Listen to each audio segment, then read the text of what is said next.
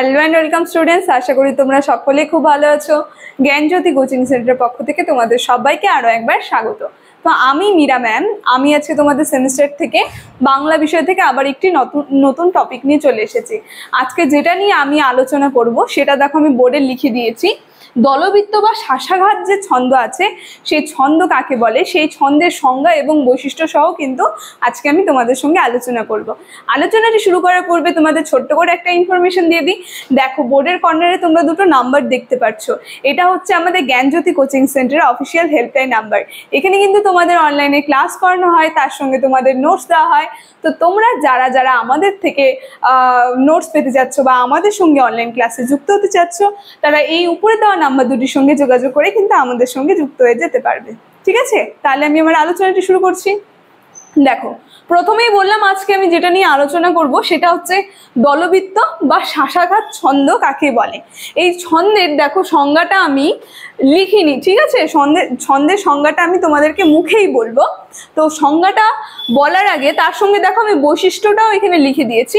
এগুলো আমি মুখে মুখে আলোচনা করে দেবো এবং বলে দেবো, তোমরা একটু খাতা আর পেন বের করে সেটা লিখে নেবে। ঠিক আছে, দেখো দলবৃত্ত বা শাসাঘাত যদি ছন্দতে আমরা যাই, এই ছন্দের বলেছে সংজ্ঞার মধ্যে বলেছে যে এই ছন্দ যে আছে বাংলা ছন্দের যে রীতিতে দল বা মাত্রার প্রতি সম্পর্ক, তোমরা লিখবে, ঠিক আছে? এটা সংজ্ঞাতে রয়েছে।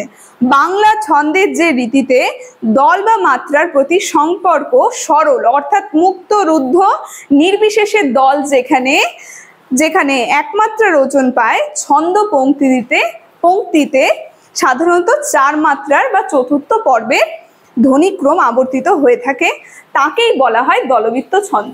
মানে 4টা মাত্রা থাকবে। এক কথা যদি আমি বলি যে ছন্দে কি হয়, 4টা মাত্রা থাকে।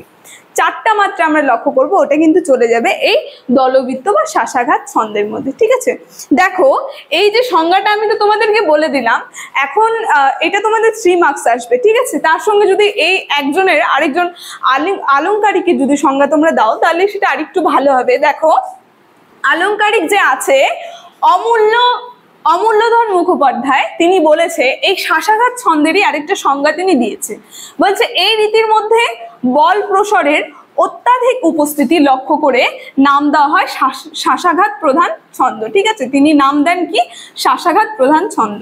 ঠিক আছে, তো এটা অমূল্য মুখোপাধ্যায়ের সংজ্ঞার মধ্যে চলে গেল। ঠিক আছে, এবার চলো আমরা এই শাসাঘাত বা দলবৃত্ত ছন্দের একটু বৈশিষ্ট্য নিয়ে দেখে নিই। ঠিক আছে, দেখো আমি এক এক করে বলছি। প্রথম বৈশিষ্ট্যতে আমি যেটা বলেছি, মূল পর্ব বা 4 মাত্রার হয়।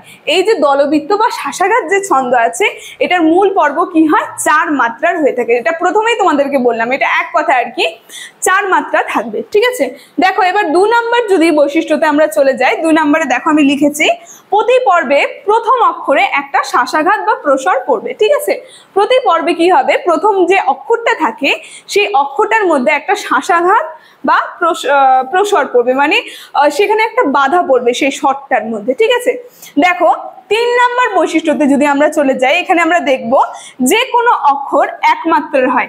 এখানে যে কোনো অক্ষর থাকবে, এটা কিসের হবে, এটা কিন্তু এক মাত্রার হয়ে থাকবে। ঠিক আছে, এবার লাস্ট 4 নম্বর যে বৈশিষ্ট্য আছে, এই 4 নম্বর বৈশিষ্ট্যতে আমরা দেখব যুক্ত ব্যঞ্জনের সংশ্লিষ্ট উচ্চারণ হয়। ঠিক আছে, যুক্ত যে ব্যঞ্জনটা থাকে সেটা সংশ্লিষ্ট উচ্চারণ করা হয়। ঠিক আছে, এই ছন্দের মধ্যে। ঠিক আছে, তো আজকে এই দলবৃত্ত বা শাসাঘাত ছন্দের আলোচনাটি আমার এতটুকুনি ছিল।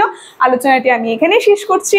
আলোচনাটি আশা করি তোমরা বুঝতে পেরেছো। ভিডিওটি যদি ভালো লেগে থাকে অবশ্যই like, comment, share and subscribe করে দেবে। Thank you.